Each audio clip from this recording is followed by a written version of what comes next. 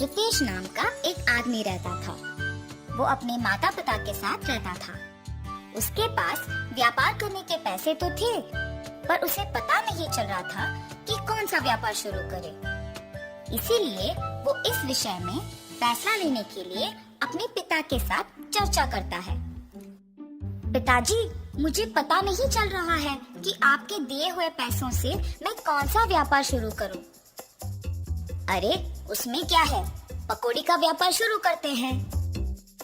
पकौड़ी का व्यापार? हाँ बेटा, हमारे गांव में जलेबियों का, समोसे का, अचार का, पापड़ का ऐसे बहुत व्यापार है। तो तुम्हें कुछ अलग व्यापार करना होगा। गांव में जो व्यापार नहीं है, अगर तुम करोगे तो अच्छा लाभ पाने का मौका होगा। सिर्फ सादा पकौड़ी कौन खरीदेगा पिताजी? इसीलिए हम सिर्फ सादा पकौड़ी नहीं बनाएंगे। तो फिर हम सादा पकौड़ी में साथ साथ चिकन पकौड़ी, फिश पकौड़ी, मिर्ची पकौड़ी, आलू पकौड़ी, प्याज के पकौड़ी, अंडे के पकौड़ी जैसे अलग अलग तरह के पकौड़ी बनाएंगे। ऐसे हमारा व्यापार को बहुत लाभ मिलेगा। रितेश को अपने पिताजी के बात सच लगे, परंतु मुझे इतने प्रकार के पकौड़ी बनाना नहीं आता है ना पिताजी। मुझे भी तो बनाना नहीं आता। हम खुद इन सब के विधि बनाएंगे और इसके लिए तुम्हारी माँ भी सहायता करेगी। ऐसे कहकर रितेश के पिताजी रितेश को प्रोत्साहित करते हैं। फैसले के अनुसार पकौड़ी को बनाने के सामग्री रितेश खरीद के रसोई घर में इकट्ठा कर रहा होता है कि उसके पिताजी पके हुए अंडों को 2 हिस्सों में काट रहे होते हैं और रितेश की माँ पकौड़ी के लिए बेसन का मिश्रण तैयार कर रही होती है। बनाए हुए मिश्रण को 6 अलग अलग बर्तन में बराबरी से रितेश की माँ डालती है। रितेश के पिताजी पहले बर्तन में कटे हुए अंडे, दूसरे बर्तन में कटे हुए प्याज, तीसरे बर्तन में कटे हुए मिर्ची, चौथे बर्तन में कटे हुए आलू, 5वें बर्तन में कटे हुए केले और छठी बर्तन में कटे हुए चिकन के पीसेस डालते हैं और फिर एक एक करके उन सारे अलग तरह के पकौड़ी को तेल में तलते हैं।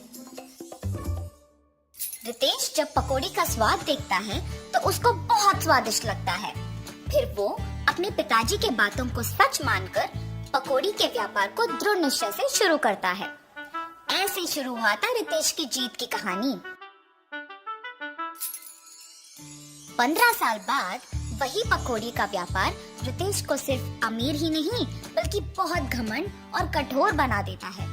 दूसरी ओर रितेश के पिताजी को बहुत दिनों से ठीक से दिखाई नहीं दे रहा था और सुनाई भी नहीं दे रहा था।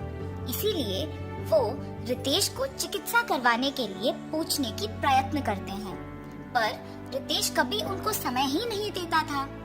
इसीलिए रितेश के पिताजी खुद अस्पताल जाने का निश्चय करते हैं, पर उनके पास पैसे ना होने के कारण रितेश की दुकान को निकल पड़ते हैं।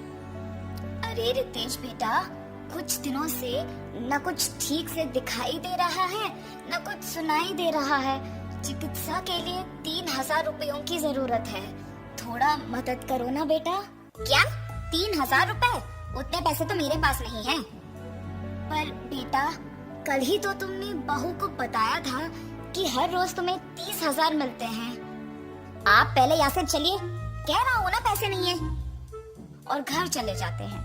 घर पहुँचने के बाद चिकित्सा के पैसे मांगने रितेश के पास गया था, पर उसने ये कहकर भेज दिया कि उसके पास पैसे नहीं है।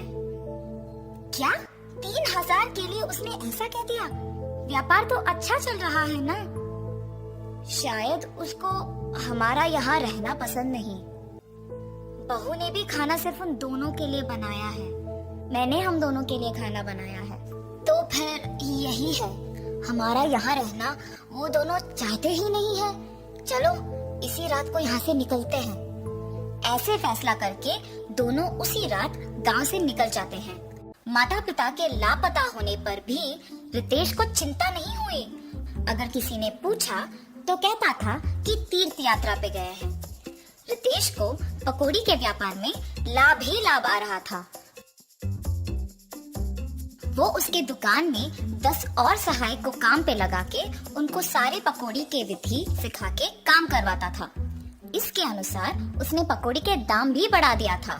मिर्ची पकौड़े 5 रुपए के 10 पीस, प्याज के पकौड़े 8 रुपए के 10 पीस, आलू के पकौड़े 10 रुपए के 10 पीस, अंडे के पकौड़े 15 रुपए के 10 पीस, चिकन के पकौड़े 20 रुपए के 10 पीस और मछली के पकौड़े 25 रुपए के 10 पीस। पकौड़ी का स्वादिष्ट होने पर लोग भी बहुत आते थे, जिसकी वजह से रितेश का दुकान हमेशा भीड़ से भरा और व्यस्त रहता था और दुकान का लाभ भी दुगना हो गया था।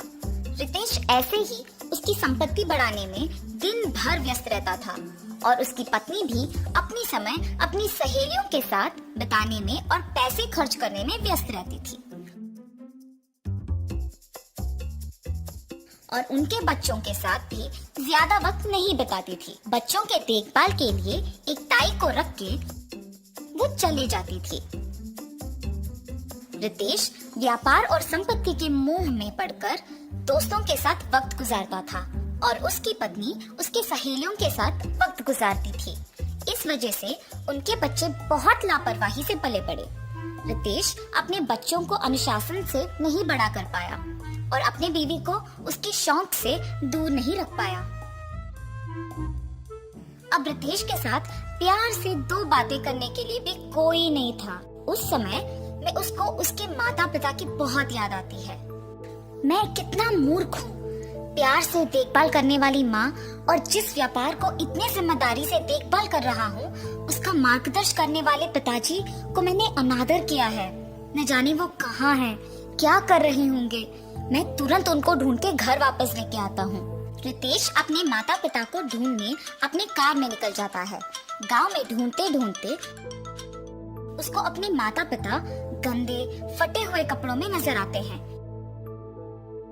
ये देख रितेश भाग के उनके पास जाता है और कहता है, आप ऐसे कैसे? ये सब मेरा ही गलती है पिताजी, मुझे माफ कीजिए और कृपया मेरे साथ घर चलिए माँ। रितेश को अपने गलती का एहसास होता है और वो अपने माता पिता के साथ घर वापस आता है। अपनी पत्नी को बोलता है कि आज से जो भी होगा माँ के अनुसार होगा और व्यापार का सारा संपत्ति अपने पिताजी के हाथ कर देता है। रितेश सिर्फ सहायकों का और पकौड़ी के विधि का देखभाल करता है और उसकी पत्नी बच्चों का देखभाल और पढ़ाई का ध्यान रखती है। सुख संपत्ति और परिवार का प्यार पाके सब सदा खुश रहते हैं।